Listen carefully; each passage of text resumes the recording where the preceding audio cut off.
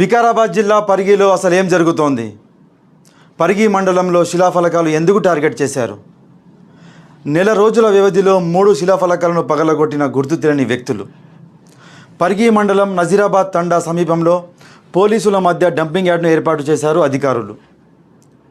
వారం రోజులలోపే ఆ శిలాఫలకాన్ని ఎవరో గుర్తు తెలియని వ్యక్తులు ధ్వంసం చేశారు.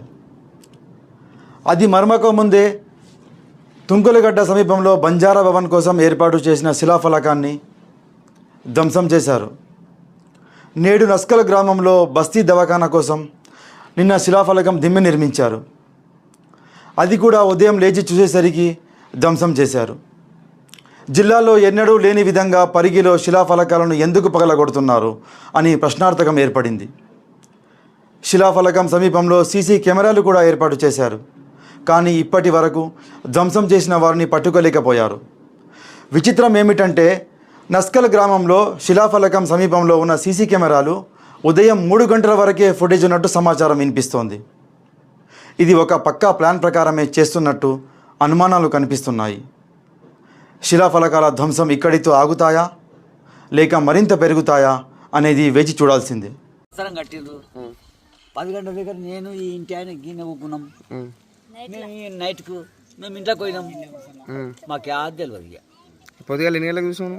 పొద్దుగాల 3 గంటలకు నీళ్ళు ఇటు వస్తాడు. 2 గంటలకు ఆడొచ్చి ఇట్లా అయిందంటే మేము ఈయన లేపాడు.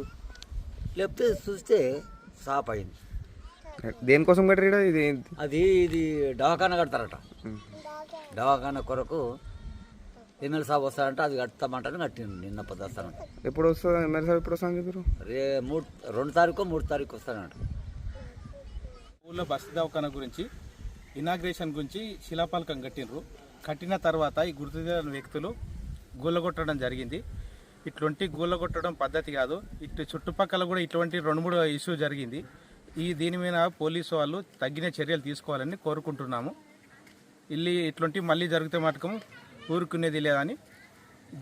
కాంగ్రెస్ ఎమ్మెల్యే రామ్మోహన్ రెడ్డి గారు అనేక అభివృద్ధి పనులు చేయాలనే సంకల్పంతో పరిగి నియోజకవర్గంలో అనేక అభివృద్ధి పనులు చేస్తా ఉన్నారు. గత వారం రోజుల క్రిందట మంత్రులను తీసుకొచ్చి అనేకమైన అభివృద్ధి పనులకు శంకుస్థాపనలు చేయడం జరిగింది. మరి అదేవిధంగా ఇప్పటికీ 3 సార్లు అవుతా ఉంది.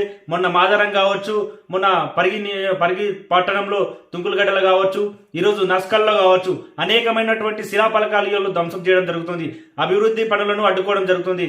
మరి ఎవరు చేస్తా ఉన్నారు? ఆగతాయిలు చేస్తా ఉన్నారా? లేకపోతే ఇంకా వాళ్ళ ఎంతమైన దుష్టశక్తులు ప్రతిపక్ష పార్టీల నుండి చేపిస్తున్నారా? ఊరలేక నేను ఒక్కటే అడుగుతా ఉన్నాను, ఎవరైనా నిజంగా మీరు అంటే దిమ్మెలను ధ్వంసం చేయాల్సిన అవసరం ఏమొచ్చింది? మీరు ఎందుకోసం ఈరోజు ప్రజలకు చేస్తున్నటువంటి మంచి పనులు అభివృద్ధిని ఈరోజు అడుకోవడానికి మీరు ఎందుకు ఇంత ఆతుకు వెంటాడుతూ ఉన్నారు? ఈరోజు ఖచ్చితంగా ఈ పనులకు మార్కోవాలి. ఏమైనా ఉంటే స్థానికంగా ఎమ్మెల్యేలు కానీ అధికారుల దృష్టికి తీసుకొచ్చి మనం పరిష్కరించే విధంగా ప్రశ్నించాలి. కానీ ఇలా అధికారికంగా నిర్వహించినటువంటి అధికార పనులను ఈరోజు మీరు అడ్డుకోవడం అనేది సరైన పద్ధతి కాదు.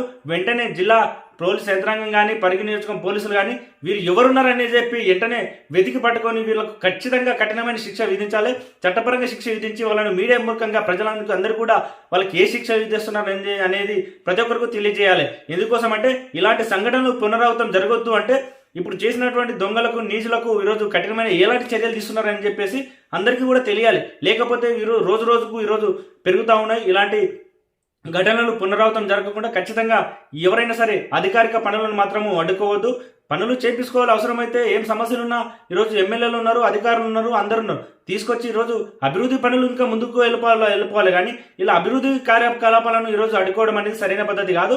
వెంటనే కలెక్టర్ గారు కానీ అధికారులు కానీ వెంటనే స్పందించి ఇలాంటి చర్యలు, ఇలాంటి ఘటనలు మళ్ళొక్కసారి జరగకుండా చూసుకోవాలని చెప్పేసి